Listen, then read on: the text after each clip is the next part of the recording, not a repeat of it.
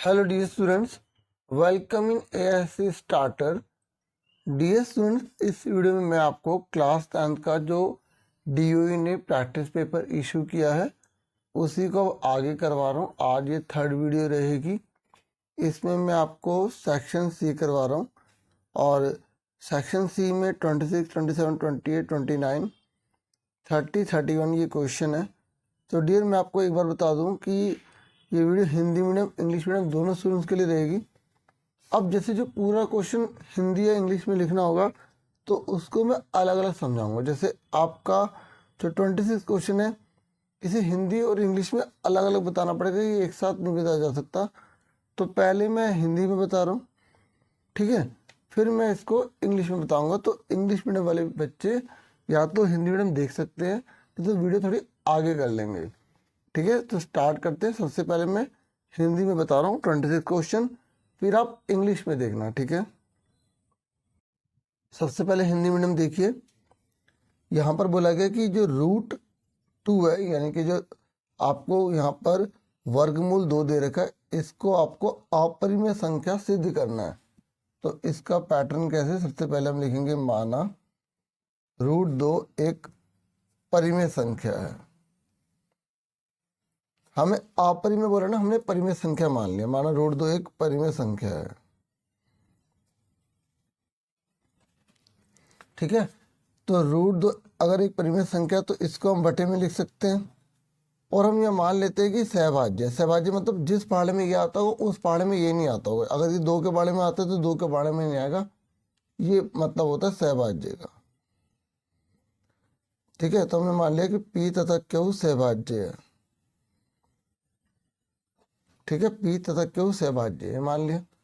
अब इस Q को उधर ले जाओ। देखो, अगर आपके टीचर्स ने यहाँ पे A और B करके आपको सिखाया तो आप वो भी लिख सकते हैं, ठीक है।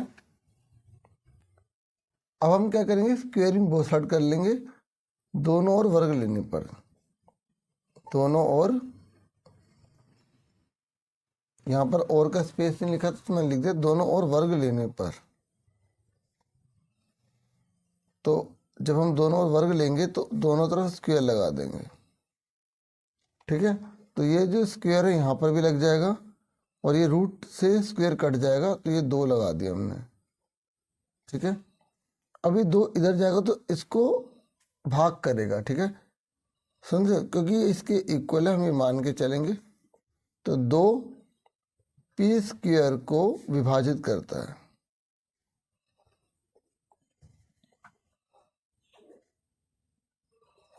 ठीक है, करता है। अगर 2 P² को विभाजित कर रहा है तो अकेले को भी करेगा। जैसे मतलब यहाँ P² है, मतलब 2 P² को डिवाइड कर देगा। जैसे यहाँ पे P का स्क्वायर यानी 4 का स्क्वायर लगा लो 16, और अब ये 2 16 को काट रहा है, 2 8 16, है ना। तो यानी कि जो 16 का जो रूट है इनके यहाँ पर होगा 4, तो 2 4 को भी काटेगा, है ना। तो ये हम कह रहे हैं कि अगर 2 P² को विभाजित करता है तो 2 P को भी विभाजित करेगा,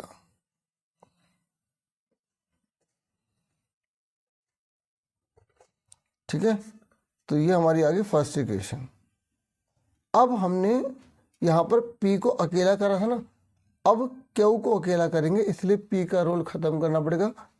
P की जगह हम क्या लिख लेंगे, 2m। यहाँ पर जो रूट में होगा वही नंबर आपको लिखना है। तो P बराबर 2m रखने पर, ठीक है, समीकरण 1 में यहाँ लिख देंगे समीकरण, यहाँ पर ना इसको हमने A नाम दे दिया, ठीक है, समीकरण A में, ठीक है, समीकरण इसको A नाम दे दिया। इसमें हम क्या रख रहे हैं, P की जगह 2m रख रहे हैं, ठीक है। तो 2Q का square is equal to P की जगह क्या आएगा, 2m का स्क्वायर, ठीक है। तो 2 दूनी 4 हो गया, 4m का स्क्वायर, ये 2 मल्टीप्लाई वाला डिवाइड हो गया। तो Q स्क्वायर कितना आ गया, 2 से काटा तो 2m का स्क्वायर। आप देखो यहाँ पर P² अकेला था ना, यहाँ पर हमने Q² को अकेला कर दिया। अब सेम जो बात हमने यहाँ पर लिखी थी सेम बात यहाँ पर क्यू के लिए लिखेंगे। 2 क्यू स्क्वायर को विभाजित करता है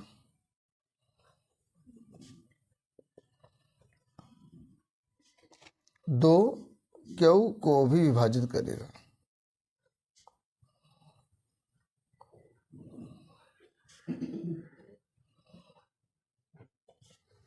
ठीक है, देखो 2 क्यू स्क्वायर को काट रहे तो 2 क्यू को भी काटेगा। मैंने एग्जाम्पल के थ्रू यहाँ पे समझा दिया था आपको। तो ये आ गया सेकंड। अभी देखो हमने यहाँ पर बोला था पी और क्यू क्या सहभाज्य, मतलब दोनों में कुछ भी कॉमन नहीं आएगा। पर आप देखिए यहाँ पर इसमें भी 2 आ रहा है, इसमें भी 2 आ रहा है। तो आप लिखेंगे समीकरण 1 और 2 से, क्या 1 और 2 से हमने क्या देखा, 2 पी तथा क्यू का उभयनिष्ठ गुणनखंड है। उभयनिष्ठ गुणनखंड है।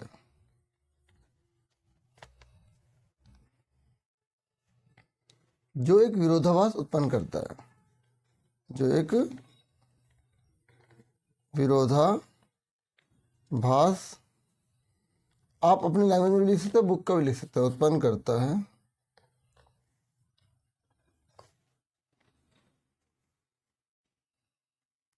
किस बात का विरोधाभास उत्पन्न करता है कि √2 एक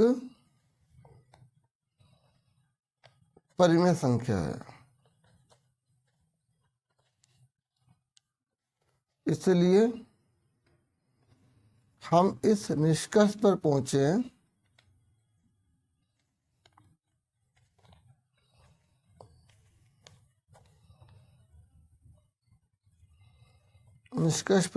हैं कि √2 एक अपरिमेय संख्या है।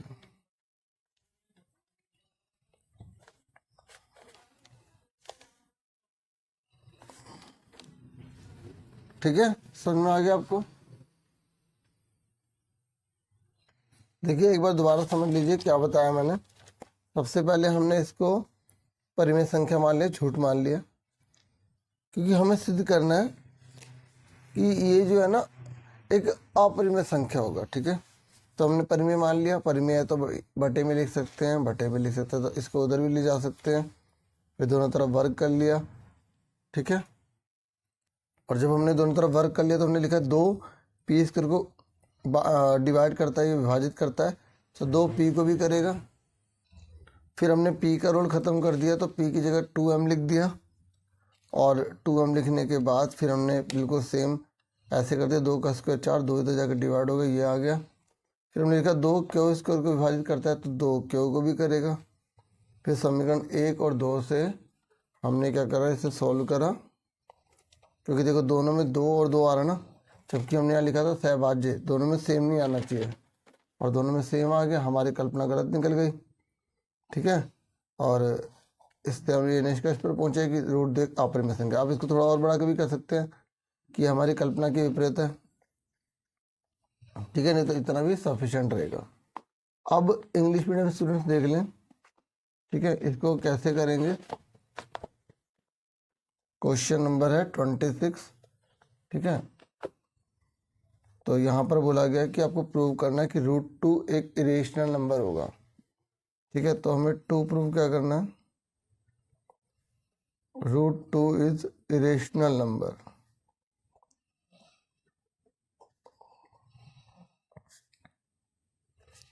हमें इरेशनल नंबर इसे प्रूव करना है। ठीक है डियर, तो हमने लेट मान लिया, √2 इज अ रेशनल नंबर, हमने इसे उल्टा मान लिया। क्या मान लिया हमने, मतलब झूठी कल्पना कर ली, रेशनल नंबर है और झूठ के पैर तो होते नहीं, इसलिए हम गलत साबित हो जाएंगे। ठीक है, क्योंकि हमने झूठ माना इस चीज़ में। √2 पी बटे क्यू लिख दिया। अब ये रेशनल नंबर है तो पी बाई क्यू है, तो पी एंड क्यू क्या होंगे, कोप्राइम होंगे। कोप्राइम का मतलब होता है जिस टेबल में ये आएगा उस टेबल में ये नहीं आएगा। जैसे ये 5 के टेबल में आता है तो ये 5 के टेबल में नहीं आएगा। ठीक है, तो उससे बोलते हैं कोप्राइम, मतलब दोनों में सेम नहीं होगा, और हम दोनों में ना सेम ले आएंगे। और सेम लाकर अपनी कल्पना को, अपनी एजम्पशन को झूठा साबित कर देंगे और प्रूव कर देंगे कि ये रूट टू इरेशनल नंबर होता है। अब क्या उधर चला गया, ठीक है। अब हम क्या करेंगे, दोनों तरफ स्क्वेयरिंग कर देंगे। स्क्वेयरिंग बोथ साइड, जब दोनों तरफ स्क्वेयरिंग कर देंगे तो क्या आएगा, ये जो रूट टू है ना, ये 2 बचेगा, क्यू का स्क्वायर हो जाएगा, पी का स्क्वायर हो जाएगा, ठीक है।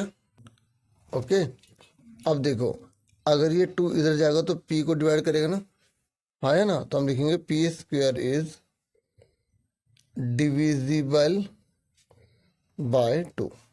अगर पी स्क्वायर डिविजिबल हो रहा है तो अकेला पी भी होगा, P is also divisible by 2,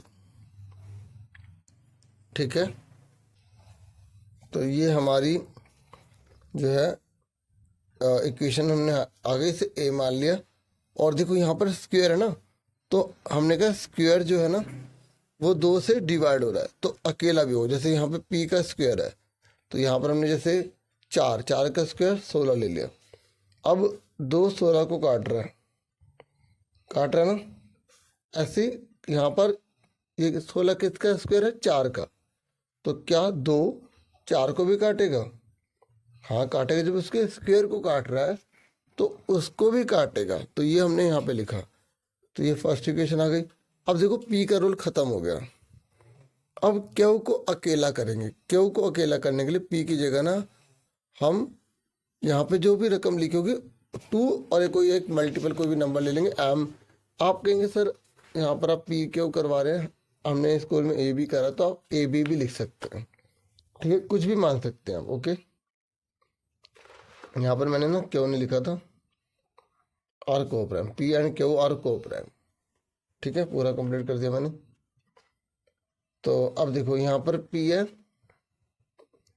इस पी की जगह हम क्या लिख देंगे, 2m लिख देंगे, ठीक है। तो अब ये क्या कर रहे हैं हम, putting p 2m in equation A. इस ए इक्वेशन में पुट कर रहे हैं, 2 की जगह 2 रहेगा, क्यू की स्क्वायर की जगह क्यू स्क्वायर रहेगा, इस p की जगह आएगा 2m, 2 क्यू स्क्वायर, 2 का कितना का 4, m का स्क्वायर, ठीक है। अब ये 2 इधर जाके क्या हो जाएगा, डिवाइड,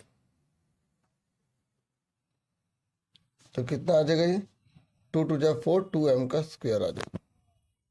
अब ये जो 2 है ना, ये 2 इधर जाके इसको क्या करेगा, डिवाइड। तो सेम जो हमने स्टेटमेंट यहाँ लिखी है क्यू के लिए भी लिखेंगे, ठीक है।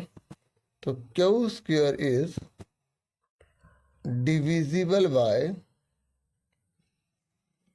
2, तो लिखेंगे Q is also divisible by 2, ठीक है।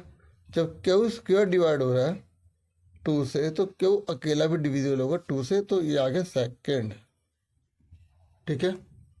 देखिए एक बात समझिए, जैसे मैंने यहाँ पे इसको ए दिया, फर्स्ट सेकंड थर्ड कुछ भी नाम दे सकते हैं। अब देखो हमने यहाँ पे क्या करा था कि ये दोनों के दोनों को प्राइम होंगे, दोनों में नंबर कोई सेम नहीं होगा, पर हमने इसमें भी 2 लिया है और इसमें भी 2 लिया है। हमने अपनी कल्पना को झूठा साबित कर दिया, तो इससे प्रूव हो गया कि रूट 2 क्या एक इरेशनल नंबर है, ठीक है। तो हम यहाँ पर क्या लिखेंगे, from first and second 2 is the, अगर एग्जाम में कोई और रूट 3 रूट 5 रूट 7 आ जाए तो सेम करना, पर 2 की जगह वहाँ पे 3 4 5 7 जो भी होगा लिख देंगे, ठीक है। 4 तो होगा नहीं, क्योंकि 4 का रूट तो 2 होता है। Common factor of P and Q which is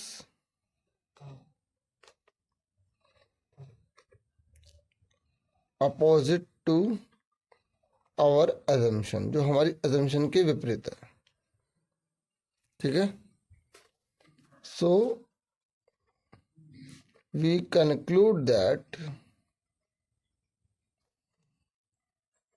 ठीक है, so we conclude that root two is irrational number. इतना सफिशिएंट है लिखना, ठीक है। आप ये लिख देना इरेशनल नंबर, खत्म। तो इसमें आ गया, एक बार पढ़ देता। Root two is the common factor of P and Q which is opposite to our assumption, so we conclude that root two is irrational number. ठीक है, देखिए ये थोड़ा सा हिंदी इंग्लिश का अलग अलग था, तो मैंने आपको जो है ना बिल्कुल अलग अलग समझा दिया, क्योंकि इसमें बिल्कुल थ्योरी अलग थी, थ्योरी वाला क्वेश्चन था। अब बाकी जो है वो न्यूमेरिकल हैं, तो हिंदी इंग्लिश। अब आगे जितने भी आप आराम से देखिए, ठीक है। तो अब मैं करवाने जा रहा हूँ आपको 27, ठीक है। ये ट्रिग्नोमेट्री का है, ठीक है। आपकी बुक है ट्रिग्नोमेट्री में जो चैप्टर नंबर 8 है, और ये बुक का ही क्वेश्चन है, ठीक है। आप इसे आराम से समझिएगा। अच्छा, इसमें मैं करेक्शन कर दूं, यहाँ पर ना क्वेश्चन गलत छपा आ गया। अब जो बच्चे खुद ट्राई कर रहे होंगे वो इस वीडियो को अगर देख रहे हैं इस क्वेश्चन के लिए, प्लीज़ वीडियो को जरूर लाइक कीजिएगा। यहाँ पर बाकी बच्चे भी कीजिएगा। ये प्लस है ना, इसकी जगह माइनस आना था, क्वेश्चन में मिस प्रिंटिंग हो गई। और जिन बच्चों को पहले से ही पता था ना, जिन्होंने क्वेश्चन देख कर ही इसे पता लगाया था, वो भी कमेंट करें, मुझे अच्छा लगेगा काफ़ी। अब जब ये क्वेश्चन ऐसे आते तो करते कैसे से, हम लेफ्ट हैंड साइड लेते हैं, तो cos theta minus sine theta plus 1 cos theta plus sine theta minus 1, ठीक है। देखिए हमें करना कैसे इस सवाल को, ये हम पता है कैसे पता लगाएंगे। यहाँ पर कोसेक लिखा है, तो कोसेक किसका उल्टा होता है, साइन का उल्टा होता है। तो उसी के बेस पर इस सवाल को करेंगे। कोसेक साइन का उल्टा होता है, तो यहाँ पर हम न्यूमरेटर और डिनोमिनेटर को ना साइन से डिवाइड कर देंगे, ठीक है। तो हम लिखेंगे dividing by sine theta in numerator and denominator, in numerator and denominator, Hindi में अंश और हर से साइन थीटा को भाग करने पर, ठीक है। अब देखो जिनको फॉर्मूले रिवाइज हैं, ठीक है, ये तो एक बार फॉर्मूले रिवाइज कर लेना, ठीक है। ये जो फॉर्मूला होता है ना, जैसे यहाँ लिख देता हूँ, जैसे कॉसेक थीटा है वो किसका उल्टा होता है, साइन थीटा का उल्टा होता है। इस तरीके से ये वाले फॉर्मूले होते हैं ना। तो अब देखो ध्यान से हम क्या कर रहे हैं, ये जो कॉस थीटा है ना, इसके नीचे आ जाएगा साइन थीटा, और ये जो साइन थीटा है इसके नीचे भी आ जाएगा साइन थीटा, और ये जो 1 है इसके नीचे भी आ जाएगा साइन थीटा, और इन सब के नीचे भी आ जाएगा साइन थीटा, ठीक है। कॉस थीटा बटे में साइन थीटा, साइन थीटा बटे में साइन थीटा, और 1 में साइन थीटा, ठीक है। अब देखो कोस अपॉन में साइन क्या होता है, जल्दी बताओ। यहाँ पर इक्वल लगा लेना, ठीक है। देखिए कोस अपॉन में साइन थीटा का फॉर्मूला होता है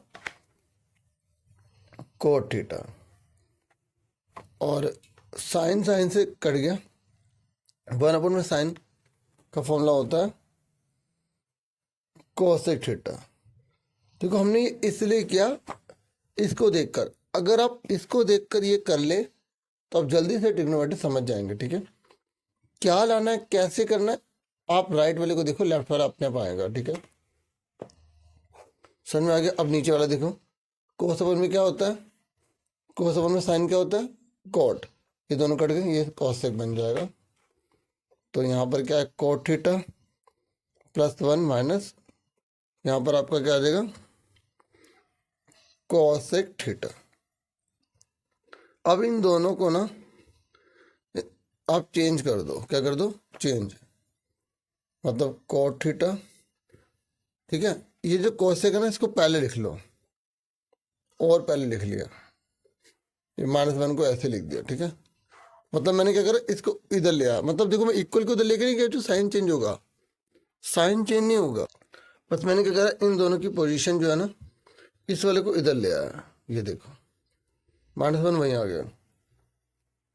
अब नीचे वाला आपको छेड़ने की जरूरत नहीं है, नीचे वाला जैसा है वैसे रहने दो, ठीक है। समझाने के चक्कर में मैंने इसको उधर ही कर दिया, कोई बात नहीं, आप एक रिदम में लिखना, अच्छा लगेगा। अब 1 की वैल्यू बताओ कोसेक और कोट में क्या होती है, बता सकते हो? 1 की वैल्यू कोसेक और कोट में क्या होती है? होती है cosec square theta minus cot square theta. नीचे बड़ा सेम उतार देंगे, cot theta plus 1 minus cosec theta, ठीक है, ये हटा दो, ठीक है। अब देखो इसका फॉर्मूला क्या होता है, आपको पता है ए स्क्वायर माइनस बी स्क्वायर का फॉर्मूला क्या होता है? एक बार माइनस में एक बार प्लस में। तो यहाँ पर देखो cosec theta plus cot theta minus इसको क्या करेंगे, cosec theta minus cot theta, cosec theta plus cot theta. सुन रहे मेरी बात? ये मैंने सेम उतार दिया, इसका फॉर्मूला लगा दिया, ये वाला एक बार माइनस में एक बार प्लस में। नीचे वाला सेम उतारना, नीचे वाले को कुछ नहीं करना, cot theta plus 1 minus cosec theta. ये फॉर्मूला समझा रहा था ना, तो वही कटेंगे, ठीक है, मैंने इसे काट दिया। अब देखो दोनों में सेम क्या है, यहाँ पर माइनस है ना, तो ये दो ग्रुप बन गए, एक ग्रुप ये रहा, एक ग्रुप ये रहा, तो ये और ये सेम है। ये कोसेक प्लस कोट थीटा है, कोसेक प्लस कोट थीटा, ठीक है, थीटा है, इसको थीटा बोलते हैं। तो ये जो है हमने क्या लिख लिया, एक बार लिख लिया कोसेक प्लस कोट थीटा, ठीक है। उसके बाद इस पूरे की जगह क्या आएगा 1, क्योंकि ये हमने कॉमन ले लिया, तो यहाँ पर क्या बचा 1 माइनस ये प्लस का तो माइनस हो जाएगा, माइनस का ये प्लस हो जाएगा, और ये 1 है तो 1 मल्टीप्लाई में 1 लगाओगे तो 1 की मल्टीप्लाई करो 1 ही आएगा, तो इसको लिखने की जरूरत नहीं है, ठीक है, अपॉन में। अब इसको इस सेम उतार दो, ठीक है। अब देखो सेम है, चेक करो, माइनस का कोसेक माइनस का कोसेक प्लस का कोट 1 1, तो ये दोनों कट गए। आप चाहे तो इसको सीधा लाइन से उतार के फिर काट देना, और ये चीज़ है हमारा आंसर है कि यही तो लाना था हमें। तो ये इस तरीके से प्रूफ भरे होते हैं, ठीक है। देखो मैं बिल्कुल आराम आराम से करा रहा हूँ, आप स्पीड बढ़ा के भी इसे देख सकते हैं, सही बच्चे हैं तो इसलिए, ठीक है। बहुत से बच्चों की कमेंट है थोड़ा आराम आराम से समझाओ, ठीक है, जिसको स्पीड से देखना होगा अपने आप देख लेंगे, ठीक है। तो ये कोसेक थीटा हमारा प्लस कोट थीटा आ गया, ये हमारा आ गया RHS। क्लियर हो गया आप सबको? ठीक है। देखो सबसे पहले हमने क्या करा, एक बार देख लो। सबसे पहले हमें यहाँ क्या करना है, हमने राइट हैंड साइड में देखा कोसेक है तो साइन का उल्टा है, तो हमने क्या करा, साइन से डिवाइड करा ऊपर नीचे, फिर ये काट दिया, फिर ये हमारा आ गया। फिर हमने क्या करा, इसको आगे ले आए, फिर बाकी नीचे वाला सेम उतारा। फिर 1 का फॉर्मूला इसमें क्या होता है, 1 का फॉर्मूला ये होता है कोस square theta minus cot square theta. जो 1 का फॉर्मूला है वो 3 होते हैं, देखो मैं बता दूँ 3 फॉर्मूले होते हैं। एक तो ये होता है sine square theta plus cos square theta equal to 1, एक होता है cosec square theta minus cot square theta equal to 1, एक होता है सेक स्क्वायर थीटा माइनस ये tan है, tan square theta equal to 1। तो हम तीनों में से कौन सा लगाएंगे, हमें दे रखा है यहाँ पर कोसेक कोट, तो कोसेक कोट वाला लगाएंगे। फिर एक बार माइनस में एक बार प्लस में लिख दिया, फिर हमने इन दोनों में कॉमन ले लिया, ये दोनों सेम थे, ये बाहर आ गए, यहाँ कुछ नहीं तो 1 बचा, माइनस का माइनस प्लस का माइनस माइनस का प्लस, 1 की किसी मल्टीप्लाई करो 1 आता है, यहाँ मल्टीप्लाई 1 लगाएंगे तो फर्क नहीं पड़ेगा। फिर हमने देखा नीचे वाले से सेम हो गया। और ऐसे क्वेश्चन जो आते हैं जो नीचे वाला होता है, ये जो नीचे वाला बन जाता है, ये बन जाता है तो ऊपर वाले से कटने के लिए बनता है, ठीक है। और क्वेश्चन में मिस प्रिंटिंग थी यहाँ पर, अगर जो बच्चा है पहली बार कर रहा है तो उसको जो है ना बहुत दिक्कत फेस करनी पड़ेगी जो भी है। पर बोर्ड में अगर ऐसा आएगा तो अगर आपने क्वेश्चन अटैम्प्ट किया है तो आपको फुल मार्क्स मिलते हैं उसके, ठीक है। अगर आपने अटैम्प्ट नहीं किया तो फिर तो नहीं मिलेंगे, ठीक है। तो ये हमारा आंसर आ गया, मैंने समझा दिया। अब हम नेक्स्ट क्वेश्चन करेंगे। देखिए ये जो 28 क्वेश्चन है ना, ये आपकी बुक के एग्जाम्पल का क्वेश्चन है और ये क्वेश्चन बहुत बार बोर्ड में एग्जाम में आया हुआ है, तो मैं बिल्कुल आसान तरीके से आपको इसको करवाऊंगा, आप इसे ध्यान से समझिएगा।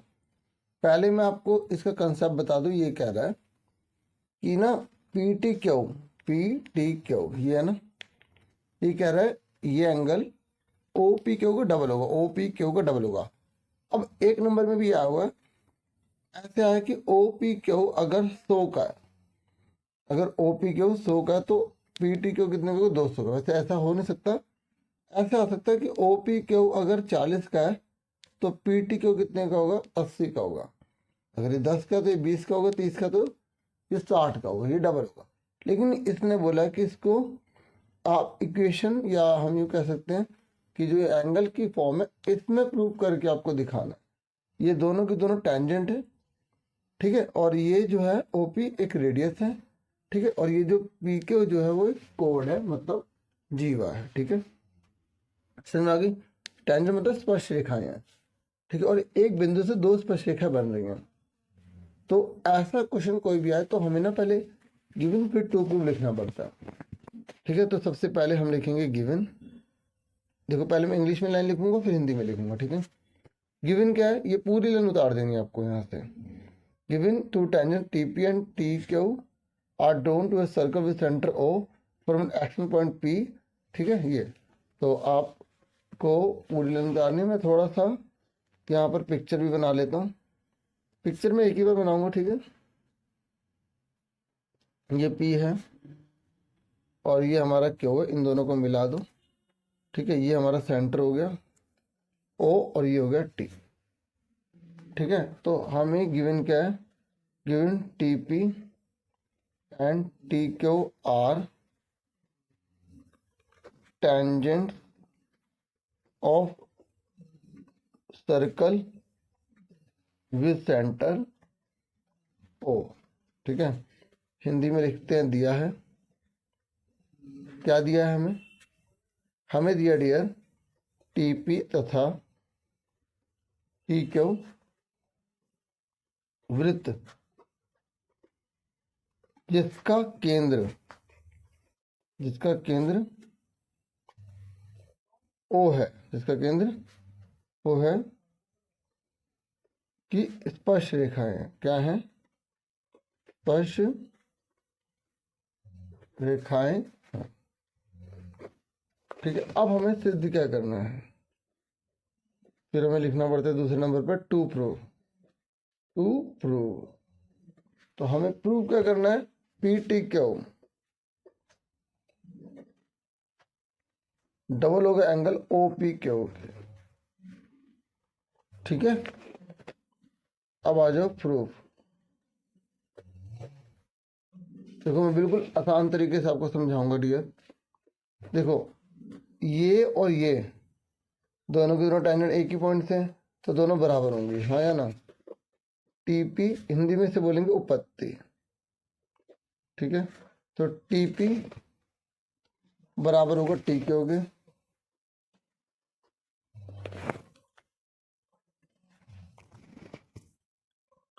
आप ब्रैकेट में क्या लिखेंगे, tangent drawn from external point, tangents drawn from external point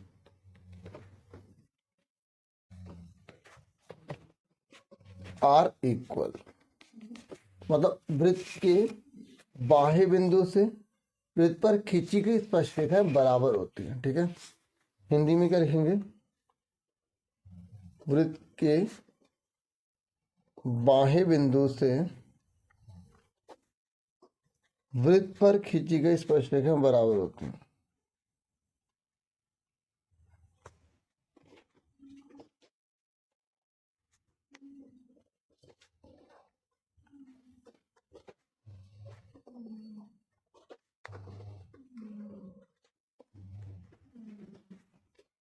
ठीक है। अब आगे सुनो, देखो ध्यान सुनो, आपने 7वीं क्लास में पढ़ा होगा कि अगर ये, और 9th में पढ़ा होगा, ये साइड अगर बराबर होते तो आमने सामने के जो एंगल होते हैं वो बराबर होते हैं। Angle opposite to equal side are equal. तो अगर ये साइड इस साइड के इक्वल है तो ये वाला एंगल इस वाले एंगल के बराबर होगा, तो इसका नाम x, तो इसका नाम भी x, ये 1 मान लो, ये 2 मान लो।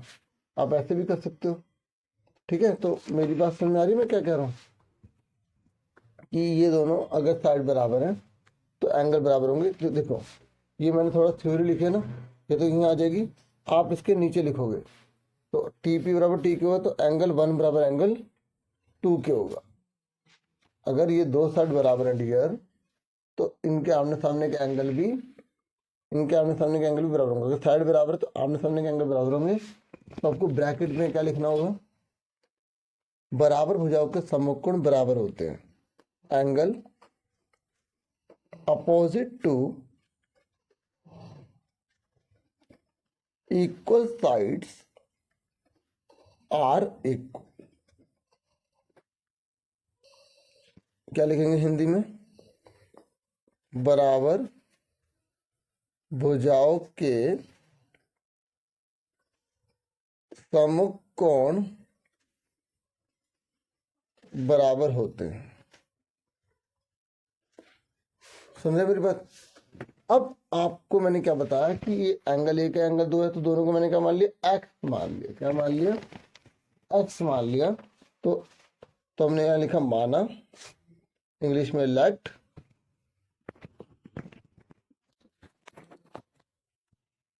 तो जब हमने लेट मान लिया तो एंगल 1 बराबर एंगल 2 बराबर x हो गया, ठीक है। अब आप देखो ये क्या है, ट्रायंगल है। क्या है, ट्रायंगल। और एक ट्रायंगल के एंगल का टोटल कितना होता है, 180 डिग्री होता है, ठीक है। तो हम लिखेंगे in triangle P T Q, Hindi वाले लिखेंगे त्रिभुज पी टी क्यू में, ठीक है। ये लिख लेंगे ना, इतना तो करेंगे। तो एंगल 1 प्लस एंगल 2 प्लस, देखो एंगल 1 एंगल 2 प्लस इसका नाम क्या है, पी टी क्यू। जो हमें प्रूव करना है ना, मैंने उसको कुछ नहीं माना, इसलिए मैंने पी टी क्यू ही यहाँ लिखूंगा। इजिकल टू में क्या आएगा, 180 डिग्री आएगा, ठीक है। और 180 क्यों आएगा, अब बताओ। इन तीनों टोटल 180 क्यों होता है, क्योंकि त्रिभुज के तीनों कोणों का योग 180 डिग्री होता है। यहाँ ब्रैकेट में क्या लिखेंगे, angle sum property, angle sum property, ठीक है। बराबर त्रिभुज के तीनों कोणों का योग 180 डिग्री होता है। त्रिभुज के तीनों कोणों का योग 180 डिग्री होता है, ठीक है। अब देखो 1 और 2 को हमने क्या माना है, x, इसको भी हमने x माना है। P T Q is equal to 180 degree, ठीक है। तो अब आप देखो x और x कितने हो गए, 2x हो गए, ठीक है। तो 180, ये जो पी टी क्यू इधर जाके क्या बन जाएगा, माइनस का पी टी क्यू बन जाएगा, ठीक है। अब इस 2 को अपोन में ले जाओ, तो ये 2 जो है अपोन में चला गया। अब इस 2 को अलग अलग कर दो, 180 को ऐसे अलग कर दिया, पी टी क्यू इसको अलग कर दिया, तो 180 का कितना होगा, 90। ये जब मैं करवाता हूँ ना तो एक बार में बच्चों को बहुत बड़ा लगता है, लेकिन जब वो इसे दोबारा देखते हैं तो उन्हें बहुत छोटा लगता है। थ्योरी में एक चीज़ बताता हूँ ना, तो ये x की वैल्यू आ गई, ठीक है। ये हमने इक्वेशन नंबर इसे फर्स्ट बोल दिया, ठीक है। समझ में आ रहा है। देखो अभी मैंने कुछ भी नहीं किया, मैंने इतना किया है कि दोनों बराबर कर दिए, और एक ट्रायंगल रोड 180 डिग्री होता है, बस। अब ध्यान देखो, ये जो ऐसे लाइन बन रही है, तो आपने 10.1 थ्योरम पढ़ी होगी। तो ये जो है एंगल कितने का होता है, 90 डिग्री का होता है। तो अब आप क्या लिखोगे, आप लिखोगे 1, और इसका नाम क्या है, ओ पी क्यू, ये लाना है ना, ओ पी क्यू। तो angle 1 plus angle O P Q क्या होगा, 90 डिग्री का होगा। ठीक है, angle 1 plus O P Q 90 degree का होगा। ये 1 और ये क्योंकि 90 का होता है। ठीक है, आप यहाँ पर क्या लिख देंगे, पूरी 10.1 थ्योरम की लाइन लिख देंगे। ठीक है, कभी टाइम ना बचे तो 10.1 लिख देना थ्योरम। ठीक है, प्रमेय टीचर समझ जाएंगे, लेकिन आप कोशिश करो कि लिख देना। ठीक है, तो अब आप बताइए एक को क्या माना है, एक्स माना है, तो O P Q is equal to 90 degree. तो एक्स की वैल्यू कितना आ गई, 90 माइनस ओ पी क्यू। ठीक है, अब देखो ये भी एक्स के बराबर है और ये भी एक्स के बराबर है सेकंड, तो ये दोनों आपस में क्या हो गए, बराबर हो गए। देखो ये भी एक्स के बराबर है ना, हाँ है ना, और ये भी एक्स के बराबर है, तो दोनों बराबर हो गए। लिखेंगे from first and second, from first and second क्या लिखेंगे हिंदी में, समीकरण 1 और 2 से, समीकरण 1 और 2 से। ठीक है, तो देखो ये और ये दोनों बराबर लिखने हैं, समझे ना मेरी बात। तो हमने क्या लिखा, 90 माइनस ओ पी क्यू बराबर 90 माइनस पी टी क्यू बटे में। तो ये वाला और ये वाला आप कोई भी आगे पीछे लिख सकते हो। ठीक है, ये हमने लिख दिया। अब देखो ये भी 90 ये भी 90 है, तो ये दोनों कट गए। फिर क्या बचा, माइनस का ओ पी क्यू और माइनस का पी टी क्यू बटे में 2, तो माइनस से माइनस कट गया। ओ पी क्यू बराबर पी टी क्यू बटे में 2। ठीक है, अब देखो अगर एग्जाम में ये वाला क्वेश्चन आ जाए और बोले कि ओ पी क्यू जो है वो पी टी क्यू का आधा होगा, तो ये 2 अपॉन में चला गया, तो हमें ये तक करना है। लेकिन यहाँ पर क्या बोला, डबल, तो इस 2 को उधर ले जाओ, इस 2 को उधर ले जाओ, क्रॉस मल्टीप्लाई करते हैं ना, तो 2 उधर चला गया। O P Q is equal to P T. ठीक है, इस 2 को उधर ले गए ना, तो पी टी क्यू बराबर क्या आ गया, 2 एंगल ओ पी क्यू। ये और करके लिख दिया हमने, ये हमारा हैंस प्रूव्ड हो गया। हिंदी में लिखेंगे इति सिद्धम, इति सिद्धम। अब मैं आपको एक बार इसे ब्रीफली समझा देता हूँ, फटाफट आपको आ जाएगा। देखो देखो हमें ये फिगर दे रखी थी, अगर ये साइड बराबर है तो आमने सामने के एंगल बराबर हो गए। ठीक है, ये हमने आमने सामने के एंगल बराबर कर दिए। फिर एक ट्रायंगल का टोटल 180 होता है, तो ये एक्स है, ये एक्स है और ये, तो इन तीनों को मिला के 180 होगा, तो ये दोनों एक्स एक्स हो गए, तो एक्स की वैल्यू निकाल ली यहाँ से, फिर 2 को अलग अलग कर दिया, ये आ गया। फिर हमने देखा कि ये चीज़ जो है ये 90 की होती है, तो angle 1 plus O P Q यानी कि X plus angle O P Q 90 है, तो एक्स की वैल्यू निकल गई। ये भी एक्स के बराबर है, ये भी एक्स के बराबर है, तो हमने दोनों को आमने सामने लिख लिया। 90 से 90 कट गया, माइनस से माइनस कट गया, फिर ये बचा। अगर एग्जाम में ये पूछ लेगा आधा होता है तो इतना कर लेंगे, पर यहाँ पर हमें बोला गया डबल। मैं आधा इसलिए बोल रहा हूँ कि ये क्वेश्चन ये 2 बटे में चला जाता है, तो ऐसा लिखा आ जाता है एग्जाम में, प्रूव करो। तो बच्चे कहते हैं ये तो हमने कभी करा ही नहीं, तो आपको यहाँ तक सेम करना, बस इसके आगे एक कदम बढ़ गया क्योंकि डबल ही बोला है, तो 2 को उधर लेके फिर हमने इसको उल्टा करके लिख दिया, ये हमारा आंसर आ गया। ठीक है, समझ में आ गया आपको। मैंने बिल्कुल ईमानदारी मेहनत से करवाने की पूरी कोशिश की है।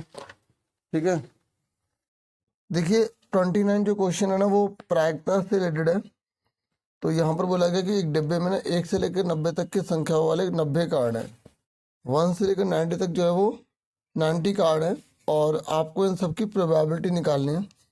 तो पहले वाले पर 1 लिखा है, दूसरे वाले पे 2 लिखा है, तीसरे वाले पे 3 लिखा है, टोटल 90। ठीक है, तो इसने जिसकी प्रायिकता बोला है, जिसकी प्रोबेबिलिटी बोला है, वो हम निकालेंगे। ठीक है, हिंदी में प्रायिकता लिखोगे आप, इंग्लिश में प्रोबेबिलिटी लिखोगे।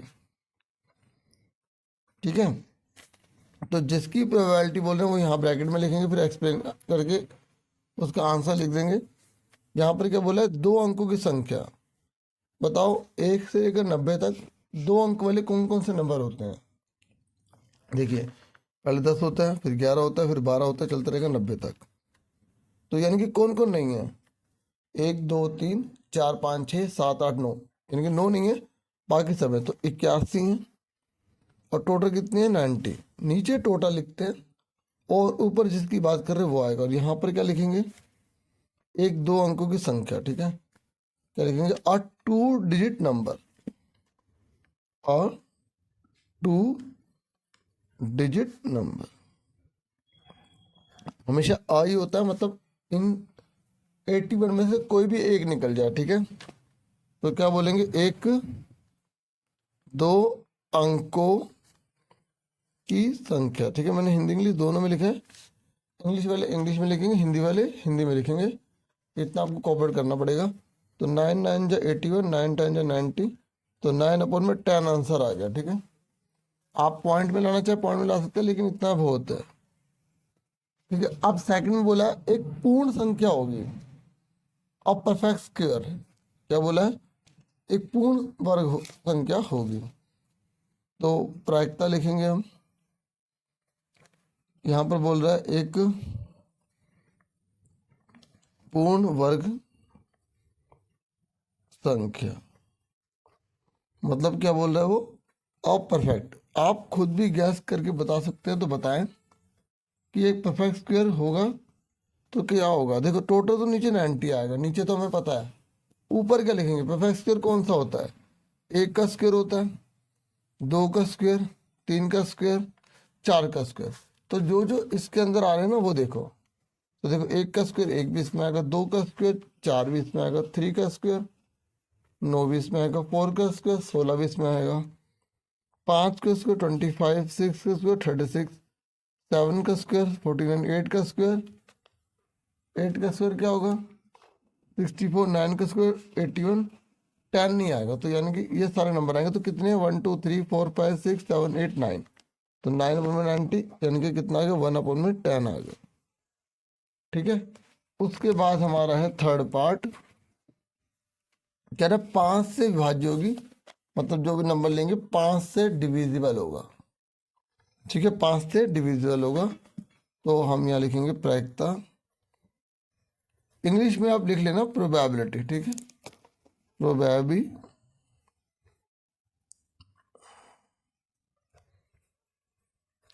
क्या बोला इसने? एक 5 से विभाज्य, यानी कि नंबर डिविजिबल बाय 5। तो 5 से कटने वाले नंबर कौन कौन से होंगे? जो 1 से लेकर 90 के बीच में और जो 5 से कट जाए। और कौन कौन से नंबर होंगे? देखो सबसे पहले तो 5 ही होगा, फिर 10 होगा, 15 होगा, लास्ट में 90 होगा। या तो आप एपी से पता लगा लो। तो सिंपल सोचो, 5 से डिवाइड करो, 18 5 90 होता है, 18 नंबर आ जाएंगे। तो 18/90 और 18 का 18 5 90, 1/5 आंसर आ गया, ठीक है। तो ये तो बहुत इजी था। अब हम करेंगे इसके और वाला क्वेश्चन। तो ये कह रहा है ताश के 52 पत्ते वाली एक गड्डी से लाल रंग की बेगम और काले रंग का गुलाम निकाल दिए गए हैं। तो जो बाकी पत्ते बचे उससे आप प्रोबेबिलिटी निकालेंगे। देखो मैं बहुत आसान तरीके से आपको बताऊंगा, ऐसा मेरा पूरा विश्वास है आपको अच्छे से समझ में आएगा। रेड क्वीन है और एक ब्लैक जैक है, वो रिमूव कर दिया गया है 52 प्लेइंग कार्ड से। तो आपको प्रोबेबिलिटी निकालने इन सब की, ठीक है। देखिए क्वेश्चन आपको समझ में आ गया। आपको ये ध्यान रखना डियर कि आप ना जो यहाँ पर हम बात करने जा रहे हैं ना, उसमें आप 52 कार्ड के साथ नहीं खेल रहे। आप मेरी बात समझ रहे हैं? आप 52 कार्ड्स के साथ नहीं खेल रहे, क्योंकि यहाँ पर बोला गया है कि रेड क्वीन और ब्लैक जैक को रिमूव कर दिया गया है। तो रेड क्वीन, देखो आप ऐसा टेबल बना लो, जिस बच्चे को टेबल ये अच्छे से आती है उसको तो दिक्कत नहीं आएगी, जिसको नहीं आती उसे दिक्कत आ सकती है। तो आप पहले टेबल सीख लो कैसे बनानी है, भले आपको 2-4 मिनट लग जाए लेकिन आप बहुत अच्छे से कर लोगे। 52 कार्ड्स होते हैं, ठीक है। कितने कार्ड होते हैं? 52 कार्ड होते हैं।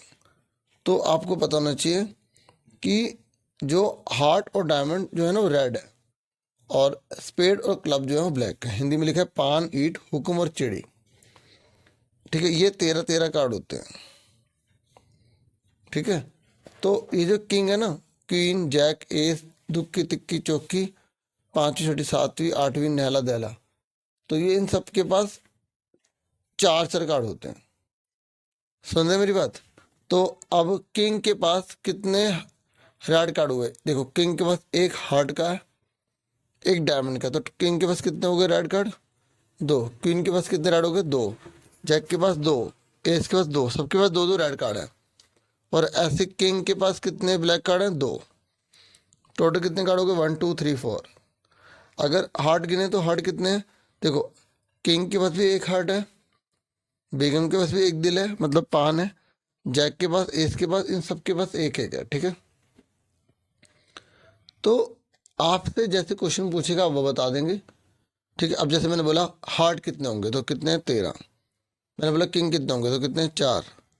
मैंने बोला किंग का हार्ट कितना है, तो किंग के पास हार्ट एक ही है। किंग के पास रेड कार्ड कितने हैं, तो 2 ही हैं। अच्छा, इन तीनों को ना फेस कार्ड कहते हैं। तो फेस कार्ड कितने हो गए? 4 4 8 4 12, ठीक है।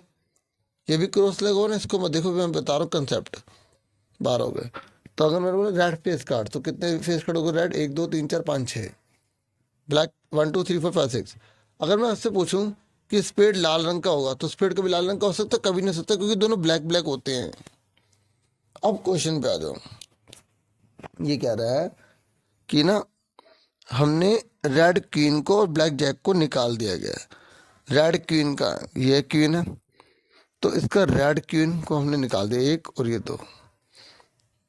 ये देखो रेड क्वीन, और ब्लैक जैक को निकाल दिया, तो जैक ये रहा, तो इसके 2 पत्ते निकाल दिए, एक ये रहा, एक ये रहा। हिंदी में देख लो आप।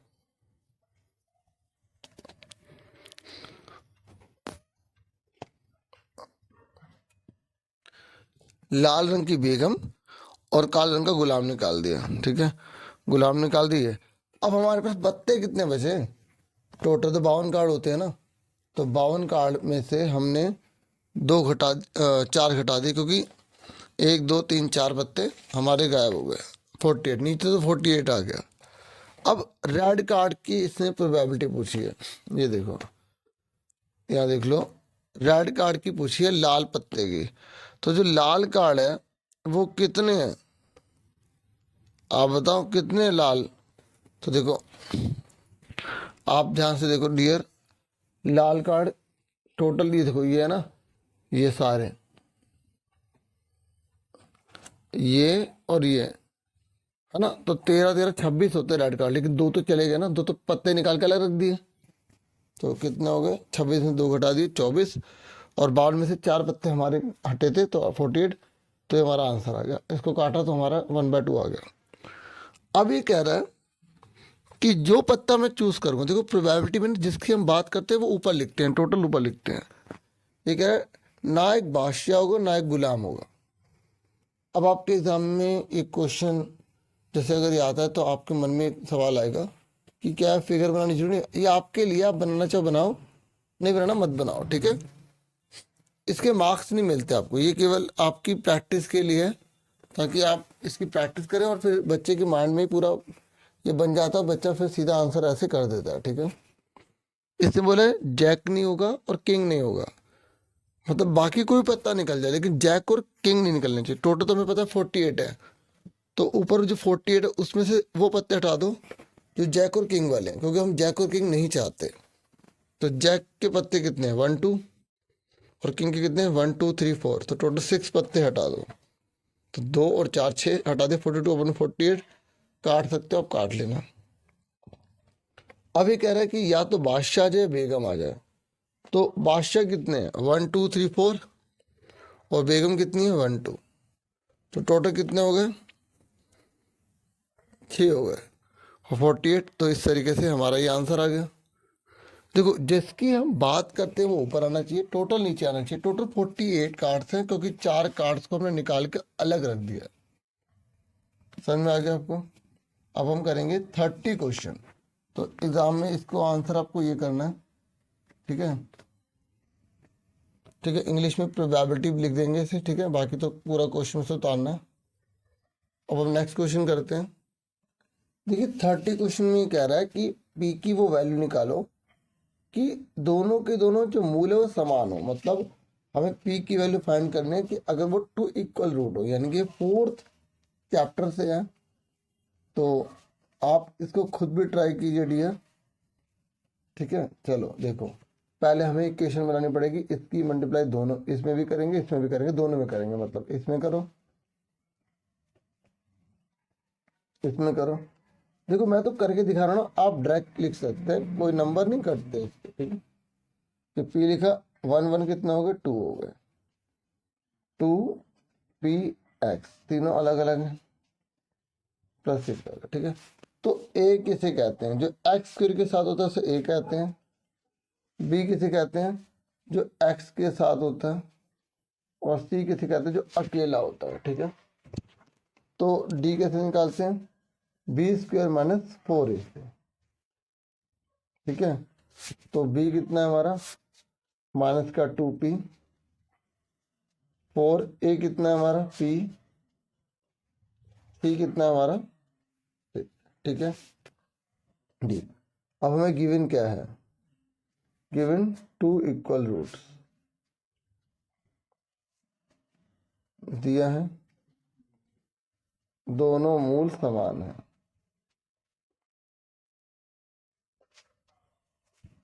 दोनों मूल समान है तो इसका मतलब क्या हुआ? डी की वैल्यू 0 हो गई। तो इस पूरे को 0 के बराबर ले लेंगे, ठीक है? जब मूल समान होते हैं ना डियर, तो डी की वैल्यू को हम 0 के बराबर ले लेते हैं। ये कितना देगा? 2 दूनी 4, P square 4 6 24 P is equal to में 0, ठीक है? अब इसमें कॉमन ले लो, इन दोनों में सेम क्या है? 4 पी पी, इसके टुकड़े करो, 4 मल्टीप्लाई 6 पी। आपको टुकड़े करने थे तो यहाँ पे मल्टीप्लाई क्यों करा? हमें मतलब आपको समझाने के लिए बता रहा हूँ कि दोनों में सेम ले लिया, दोनों में सेम ले लिया। ये क्या बचा? पी माइनस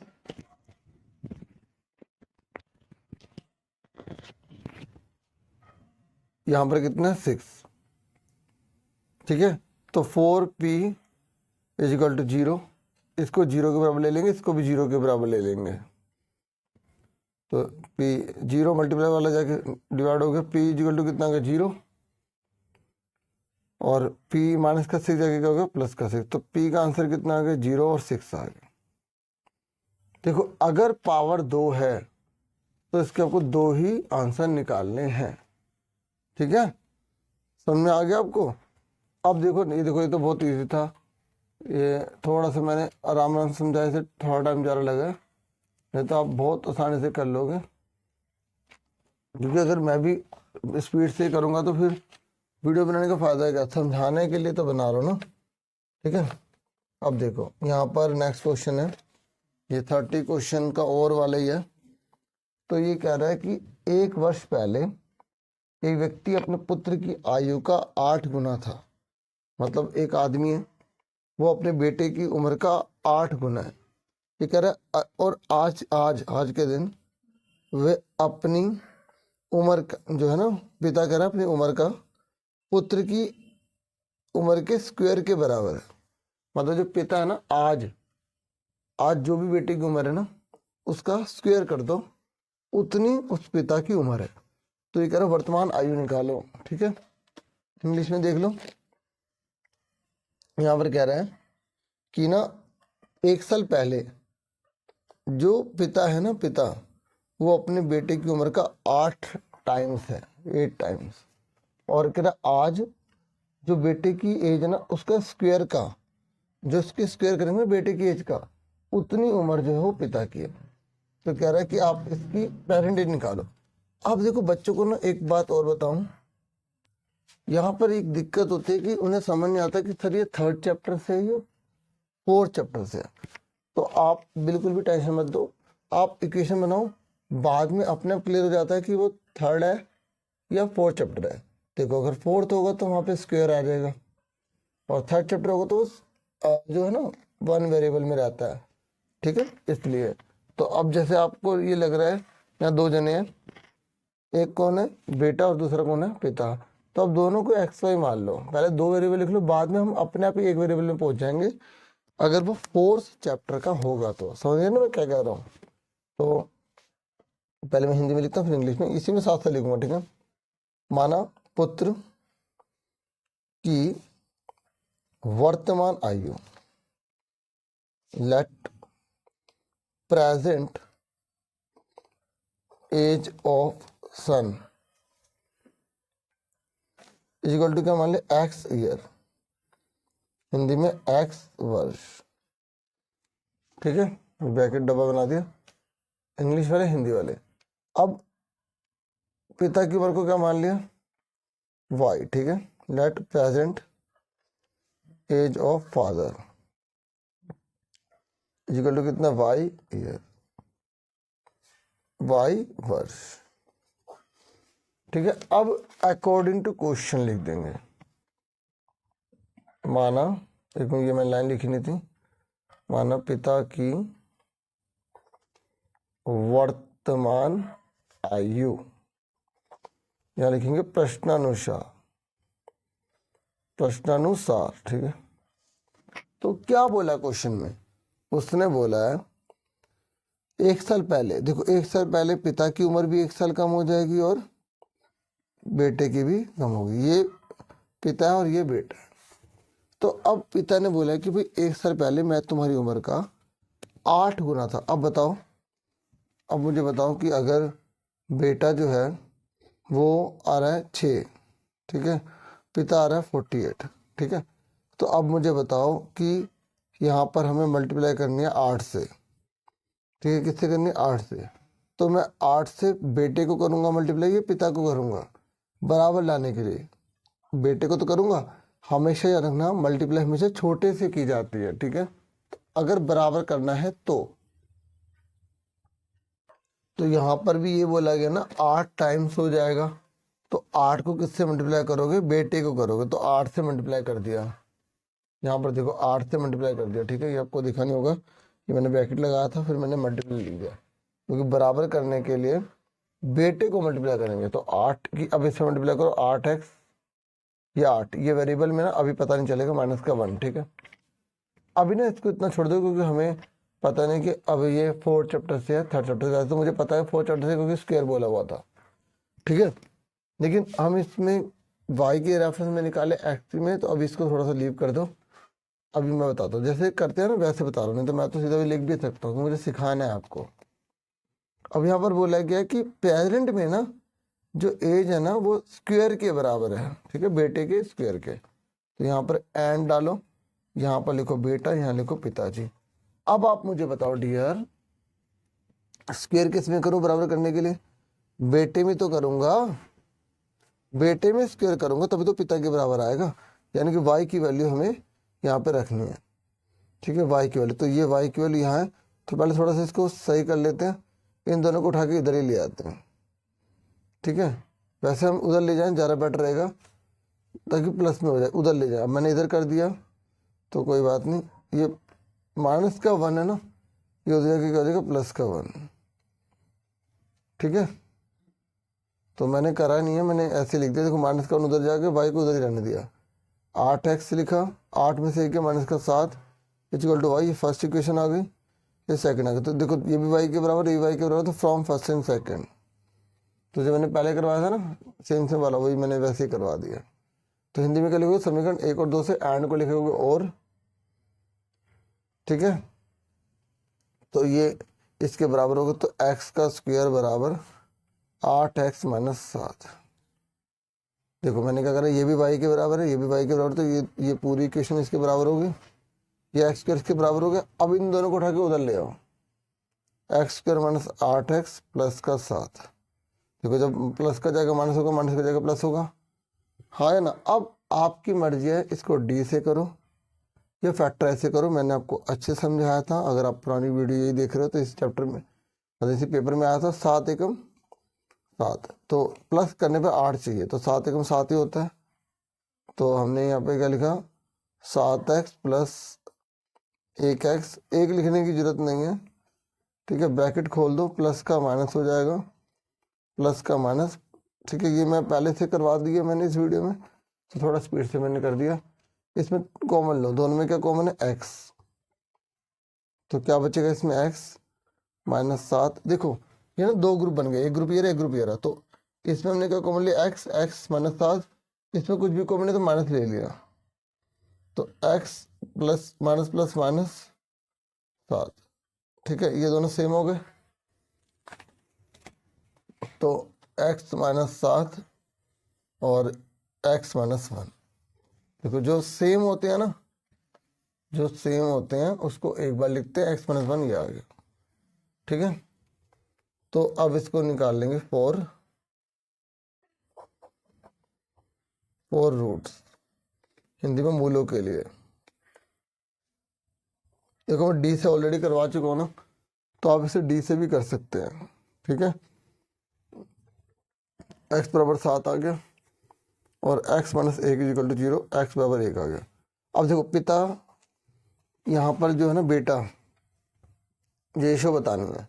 देखो यहाँ पर जो है ना पुत्र 1 साल का तो हो नहीं सकता, अगर 1 साल का होगा, अगर 1 होगा तो बेटा और पिताजी दोनों की उम्र 1 साल थोड़ी हो सकती है, तो इसलिए हम इसको लिखेंगे नॉट पॉसिबल, तो हमारा आंसर ये वाला निकलेगा, ठीक है। तो हमें लाइन पूरी दोबारा से लिखनी पड़ेगी, ठीक है। पुत्र की वर्तमान आयु कितनी है, 7, तो पिता की कितनी आएगी बताओ, यहाँ पर पुट कर देंगे 7 का स्क्वायर 49, और मैंने यहाँ पर पहले से ये कर दिया था, ठीक है। तो यहाँ पे लिखेंगे पुत्र की वर्तमान आयु कितनी आ गई, 7 वर्ष। पिता की, अभी मैं इंग्लिश में लिख रहा हूँ, ठीक है, वर्तमान आयु बराबर कितनी हो गई, 49 वर्ष। इंग्लिश में क्या लिखेंगे, प्रेजेंट, ये थोड़ा जल्दी लिख रहा हूँ, ठीक है, प्रेजेंट एज ऑफ सन, यहाँ लिख देना therefore present age of father, ठीक है। ईयर ईयर्स लिख लोगे ना इंग्लिश में, ठीक है। अब नेक्स्ट क्वेश्चन देखते हैं। देखिए ये जो 31 क्वेश्चन है, ये जो आप देख रहे हैं ना 31 क्वेश्चन, तो ये आपके जो सरफेस एरिया से रिलेटेड चैप्टर है ना, अगर पुरानी बुक में बात की जाए तो 13 चैप्टर है आपका, तो उसी से है ये। तो यहाँ पर ना इसने बोला है, हिंदी इंग्लिश दोनों में देखना आप, ये कह रहे 3 मीटर व्यास वाला ना कुआं है, ठीक है, 3 मीटर वाला एक डायमीटर का एक वेल है, 14 मीटर वो डीप है, ठीक है। ये कह रहा उसमें से मिट्टी निकाल के ना उसके चारों ओर गोल राउंड में रिंग शेप में 4 मीटर चौड़ा एम्बैकमेंट बनाया गया, तो हाइट निकालिए उस एम्बैकमेंट की, ठीक है। तो यहाँ पर इसने जो चबूतरा है उसकी ऊंचाई पूछी है, ठीक है। 4 मीटर चौड़ा वलय आकार का बनाया गया, ध्यान समझिए। देखो ये हमारे पास कुआं है, ठीक है, तो ये कुआं है, कुआं तो बहुत गहरा होता है, हमें थोड़ा सा गहरा बना रहे हैं, ठीक है। तो इसका डायमीटर कितना है, 3 है, ठीक है, और इसकी गहराई कितनी है, यानी कि हाइट कितनी है इसकी, 14 मीटर, ठीक है। ये कह रहा इसमें सारी मिट्टी निकाल के ना इसके हमने चारों ओर ऐसे बना दिया है एम्बैकमेंट। तो अब सिंपल सी बात है, जब इसकी मिट्टी निकाली गई होगी तो ये सब जगह लगाई होगी, क्या यहाँ पर भी लगाएंगे मिट्टी, अगर यहाँ मिट्टी लगा देंगे तो कुआं का आएगा, फिर नीचे बाल्टी कैसे जाएगी, ठीक है, पानी कैसे निकलेगा, है ना। तो आपको ये चीज़ समझनी है, बस इसमें थोड़ा मैं जो नेम है ना वो कर रहा हूँ, बहुत इजी तरीके से आपको मैं करके दूंगा, ठीक है। अब ध्यान समझिएगा इसको, देखो तो पहले हम थोड़ी सी स्टेटमेंट लिख लेते हैं, बस ये स्टेटमेंट ही है, बाकी फिर फटाफट हो जाएगा। देखो कुएं का व्यास कितना दे रखा है, कितना दे रखा है, 3 मीटर। ठीक है, तो कुएं की त्रिज्या कितनी आ गई, मैं इंग्लिश में लिख रहा हूँ, 1 मिनट। कुएं की त्रिज्या कितनी आ गई, 1.5 मीटर। ठीक है, तो यहाँ पर डायमीटर है, डायमीटर ऑफ वेल, तो इसको ना हमने R1 नाम दे दिया। ठीक है, तो रेडियस ऑफ वेल। ठीक है, और डेप्थ कितनी है, डेप्थ ऑफ वेल यानी कि कुएं की गहराई, कुएं की गहराई। ठीक है, गहराई, तो इसको हमने H मान लिया, इसको 1 मान लिया। ठीक है, कितना दे रखा है हमें, 14 मीटर। इंग्लिश में आप लिख लेना मीटर, METRE। ठीक है, ओके। अब देखो, अब यहाँ पर ये जो एम्बैंकमेंट है ना, हमें इसकी हाइट निकालनी है। ठीक है, तो इसकी रेडियस कितनी होगी, यहां से यहां तक होगी। ठीक है, तो रेडियस ऑफ एम्बैंकमेंट,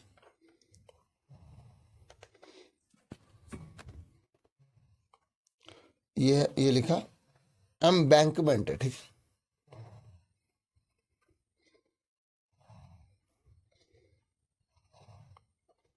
ठीक है, रेडियस ऑफ एम्बैंकमेंट, तो इसको हमने R2 मान लिया। ठीक है, क्या मान लिया, R2। हिंदी में बोलते हैं चबूतरा, क्या बोलते हैं, चबूतरा। तो चबूतरे की त्रिज्या,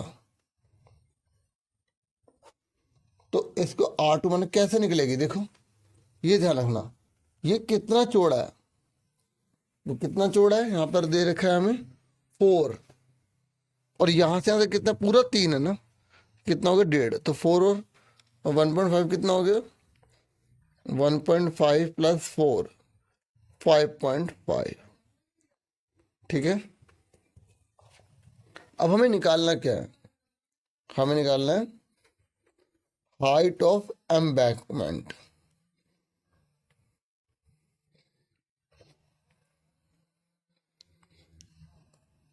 चबूतरे की ऊंचाई,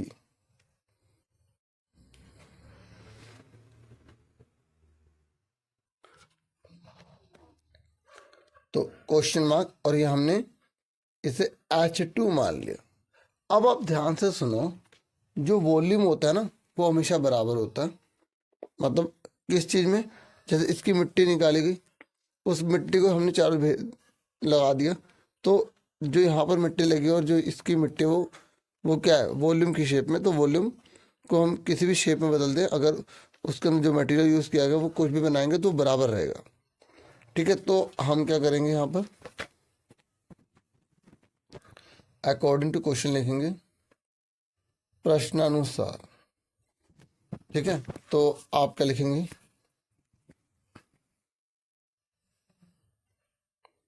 वॉल्यूम ऑफ एम्बैंकमेंट बराबर होगा वॉल्यूम ऑफ वेल। ठीक है, मतलब चबूतरे का जो आयतन है ना, वो बराबर होगा कुएं के आयतन के।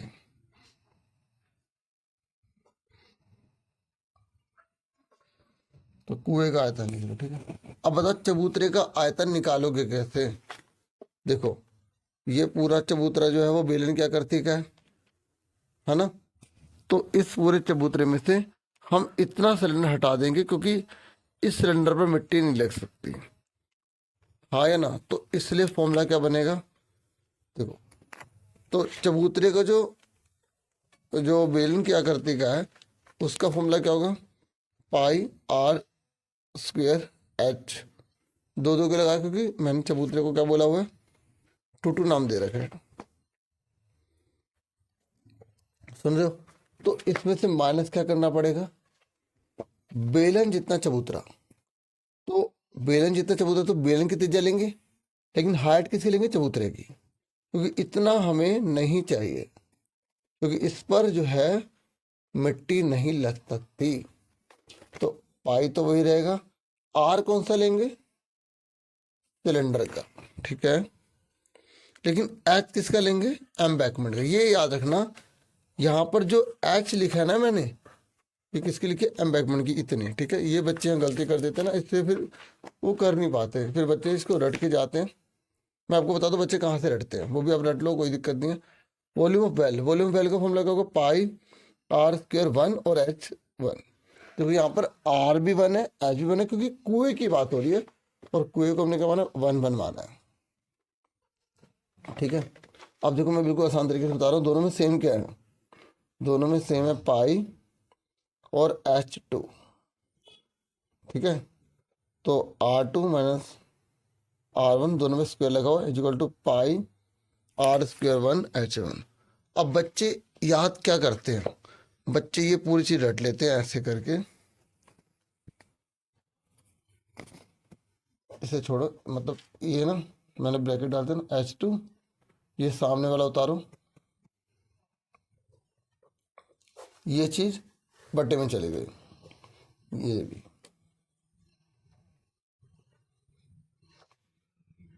समझ में आ रही है मैं क्या कह रहा हूँ? मतलब हमें एच निकालना ना, एच क्या लिख दिया? पाई बटे में चला गया और ये भी अपॉन में चला गया, किसके? इसके। अब बच्चे ये चीज याद कर लेते हैं, जैसे ये क्वेश्चन आता है ना, तो बच्चे याद रख लेते हैं कि ये चीज है। तो पाई से पाई कट गया। अब R1 कौन है? R1 कौन है बताओ? R1 है कुआ, ठीक है। तो R1 कितना है? हमें 1.5, ठीक है। 2 बार लिख लेंगे। H1 कितना है? ये पूरा, ठीक है, ये लिखा 14। R2 कितना है? R2 देखो, ये जो हमने लिया था 5.5, ठीक है, मल्टीप्लाई में 5.5, 2 बार लिखेंगे। माइनस R1 कितना है? R1 कितना है? 3 का आधा 1.5, 1.5 मल्टीप्लाई 1.5। देखो यहाँ पर फॉर्मूला भी लगा सकते थे, a minus B a plus B का, उससे और अच्छे से हो जाएगा, ठीक है। तो मैं वही लगा देता हूँ। देखो ये दोनों स्क्वायर है ना, तो एक बार माइनस में एक बार प्लस में कर दिया। देखो मैं आपको बता दूँ मैंने क्या करा यहाँ पर, A square minus B square हुआ है ना, तो इसका फॉर्मूला होता है a minus B a plus B, ठीक है। मुझे यहीं पर लगा देना चाहिए था, ठीक है। तो देखो एक बार माइनस में लिख लिया और एक बार प्लस में लिख दिया।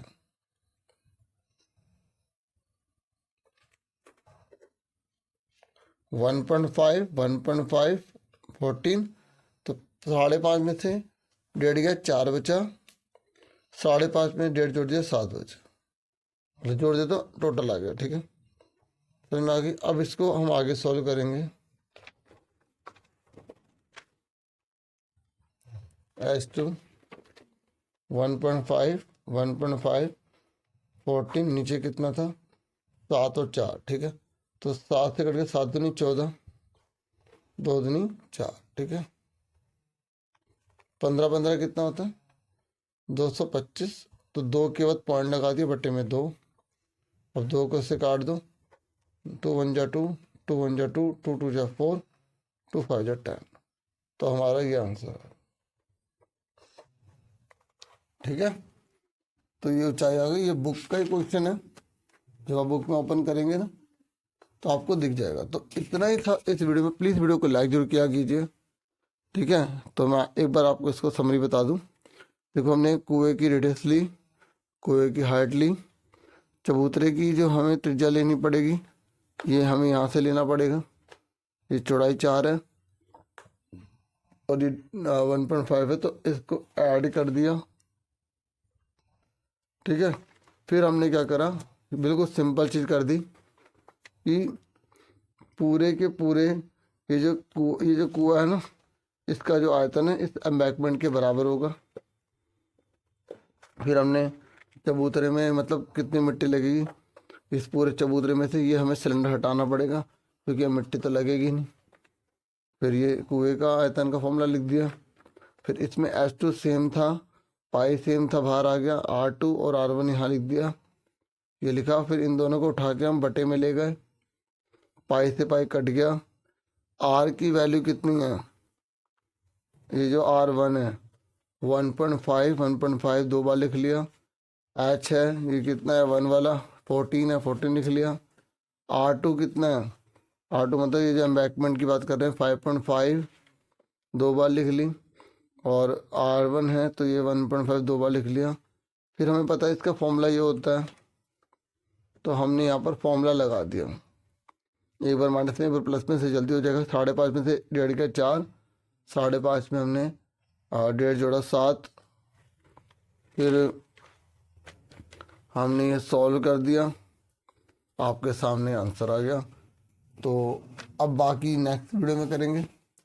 प्लीज़ वीडियो को लाइक जरूर किया कीजिए ताकि मुझे मोटिवेशन मिले और मुझे लगे हाँ मुझे ऐसी वीडियोस और लानी है। थैंक यू आपका, आप वीडियो देखते हैं। Take care dear students.